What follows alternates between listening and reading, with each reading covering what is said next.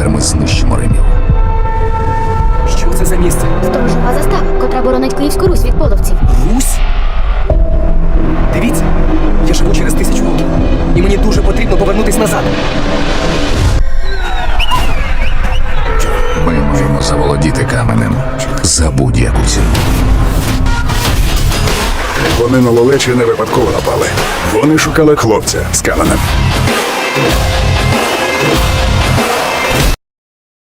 Film ini berkisah tentang seorang pemuda asal Ukraina bernama Vio, yang bercita-cita menjadi seorang pilot seperti ayahnya yang telah meninggal. Namun, Vio takut ketinggian akibat kecelakaan mobil yang menewaskan ayahnya saat mereka jatuh dari sebuah jembatan. Suatu hari, teman-temannya mengajaknya mendaki bukit untuk menyaksikan gerhana matahari langka yang hanya terjadi setiap 100 tahun. Meskipun awalnya Vio menolak karena ketakutannya, ibunya menyemangatinya dengan mengatakan bahwa ini adalah kesempatan sekali seumur hidup. Setelah berpikir, Vio akhirnya setuju bergabung dengan teman-temannya. Dalam pendakian, Vio berusaha tetap tenang meskipun menghadapi ketakutannya. Ketika mereka mencapai jembatan gantung, ketakutan Vio memuncak, dan teman-temannya menertawakannya.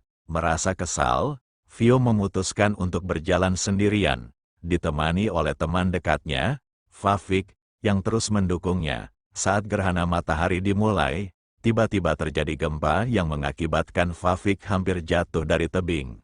Sementara Vio secara tak sengaja terseret ke dalam portal aneh di batu. Portal tersebut adalah sebuah terowongan waktu yang membawa Vio kembali ke tahun 1120 M. Di tengah konflik antara orang-orang Chum dan Rus.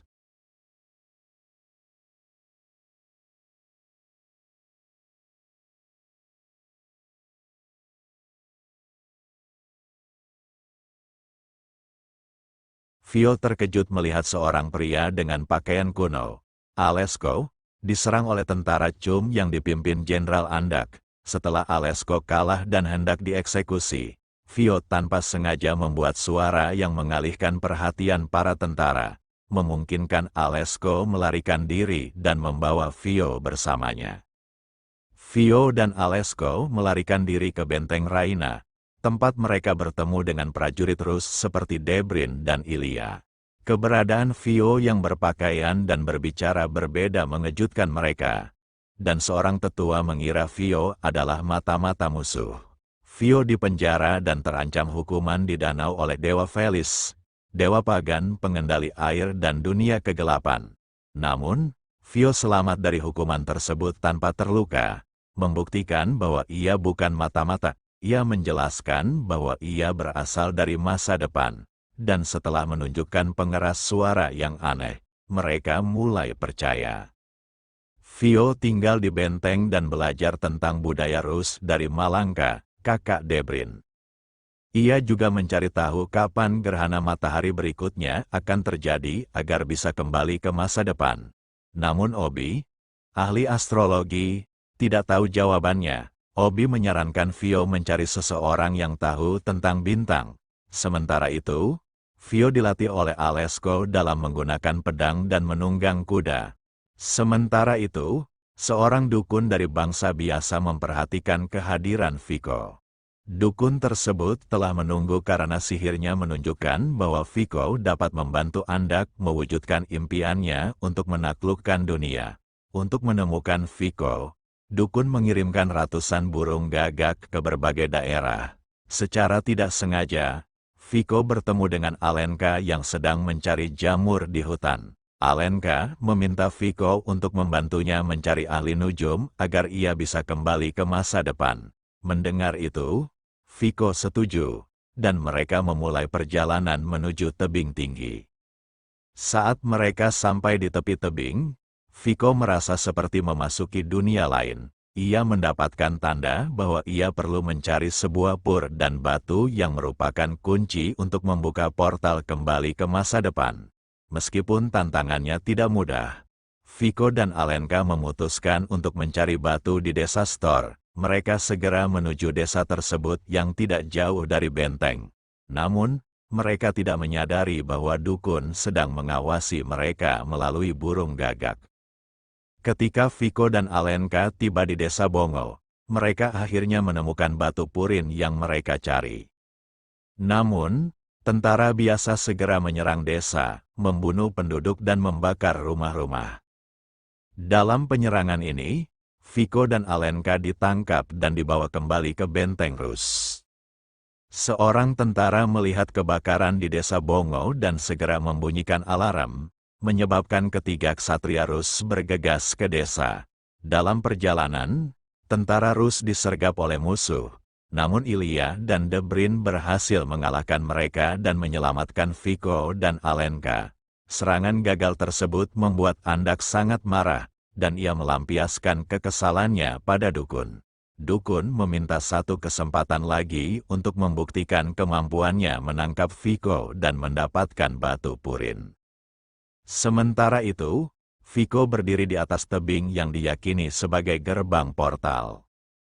Ia mencoba memasukkan batu purin ke dalam lubang yang tampak seperti puzzle, tetapi tidak berhasil. Obi kemudian menyarankan agar batu tersebut diisi dengan energi petir. Obi mendorong Viko untuk pergi ke tebing tinggi, meskipun Viko takut akan ketinggian. Dengan dorongan Obi, Viko akhirnya memberanikan diri memanjat tebing dan menghadapi ketakutannya. Saat Viko dan Obi mencapai puncak tebing, sambaran petir menyambar batu purin, menyebabkan batu tersebut jatuh di depan penjara besi tempat Tugarin dikurung. Ketika Tugarin melihat batu purin, ia menggunakannya untuk melarikan diri dari penjara dan kembali ke rumahnya, mengabaikan Andak. Meskipun Tugarin berhasil melarikan diri, Andak tidak senang dan memutuskan untuk mengejar Viko. Kembalinya Tugarin membawa kabar gembira bagi sang dukun karena ia menemukan batu purin di dalam tas Tugarin. Dengan batu ini, Andak yakin dapat mewujudkan impiannya menaklukkan dunia. Dukun segera memulai ritual untuk mewujudkan impian Andak, namun tidak dapat menggunakan batu tersebut sepenuhnya karena perlu ditenagai oleh seseorang yang spesial, yaitu Viko. Menyadari hal ini, Andak memerintahkan prajurit jiwanya untuk menangkap Viko kembali. Di benteng Rus, para ksatria khawatir akan kaburnya Tugarin dan batu yang hilang. Mereka mencurigai bahwa Tugarin telah mengambil batu tersebut.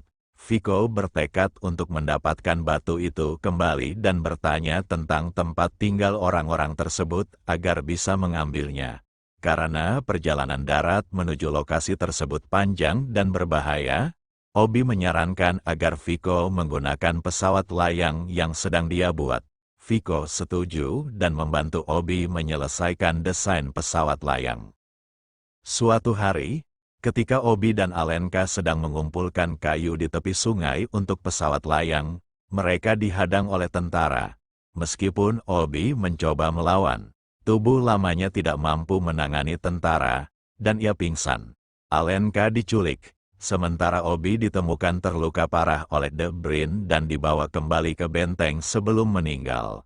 Obi meminta para ksatria untuk menyelamatkan Alenka dan memberi Viko nasihat untuk menghadapi ketakutannya di perkemahan yang akan datang. Di perkemahan, para prajurit menyerahkan Alenka kepada Andak, secara keliru mengira dia adalah Viko. Andak mengetahui bahwa Viko adalah laki-laki dan memutuskan untuk menggunakan Alenka sebagai persembahan dalam ritual mereka. Sebelum Alenka dikorbankan, Viko berhasil mencapai camp dan langsung ditangkap. Ia ditanyai tentang cara mengaktifkan batu purin dan mencoba mengulur waktu untuk menemukan cara melarikan diri bersama Alenka. Viko menyalakan beberapa suar di sekitar kedatangan tentara untuk menciptakan asap dan membuat mereka sulit melihat. Ia juga melemparkan petasan untuk menakut-nakuti mereka, yang menyebabkan para tentara melarikan diri ketakutan. Viko dan Alenka menggunakan kekacauan tersebut untuk mencoba melarikan diri. Tetapi Andak yang cerdas menghentikan pelarian mereka dan menangkap mereka lagi. Dalam keadaan terdesak, Alenka dijadikan sandera sekali lagi dan memaksa Viko untuk mengaktifkan batu purin. Tanpa pilihan lain, Viko yang tidak tahu cara menggunakan batu tersebut berpura-pura akan mengaktifkannya untuk menyelamatkan Alenka. Saat ia mencari cara agar batu tersebut berfungsi, Viko berbicara dengan batu dan, mengejutkannya, batu itu mulai bersinar. Andak memerintahkan Tugarin untuk mengeksekusi Viko dan Alenka. Tugarin siap mengikuti perintah, tetapi ketika dia menyadari bahwa Viko telah membantunya sebelumnya, dia memutuskan untuk membantu Viko dan Alenka. Karena ini, Andak menjadi sangat marah dan membunuh Tugarin karena memihak Viko. Keesokan paginya, setelah Viko dan Alenka berhasil kembali ke benteng, Andak tiba dengan tentaranya dan monster golem yang dikendalikan oleh dukun untuk menyerang benteng Rus.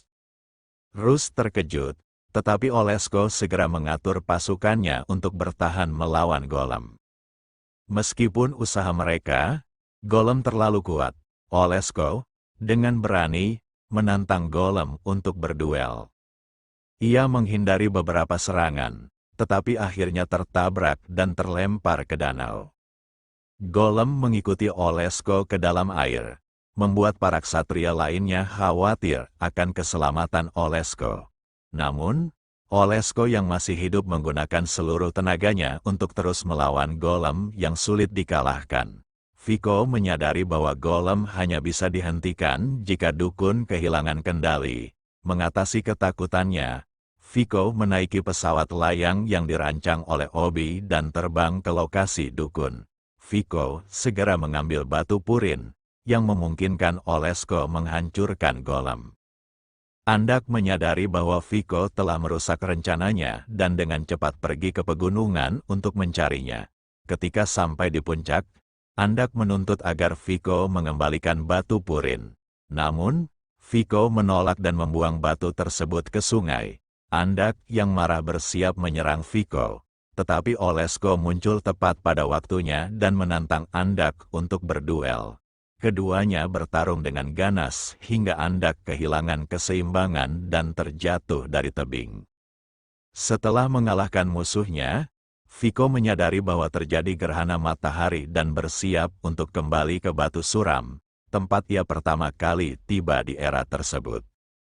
Ia mengucapkan selamat tinggal pada Olesko dan kemudian menunggangi kudanya menuju bebatuan. Dalam adegan terakhir, Viko berhasil kembali ke masa sekarang dan menyelamatkan Fafik dari terjatuh dari tebing. Aksi beraninya membuat teman-temannya kagum. 1 tahun kemudian, Viko sering menghabiskan waktu untuk belajar tentang sejarah rakyatnya dan terus mengenang Alenka yang sering mengunjungi Rok Suram. Film diakhiri dengan pelajaran moral bahwa menyelamatkan dunia itu keren. Tetapi menyelamatkan temanmu dari jatuh dari tebing adalah langkah pahlawan yang sebenarnya. Terima kasih sudah menyaksikan alur cerita film ini. Jangan lupa like, share, dan subscribe untuk mengikuti cerita menarik lainnya di Sinema Kisah. Sampai jumpa di video berikutnya.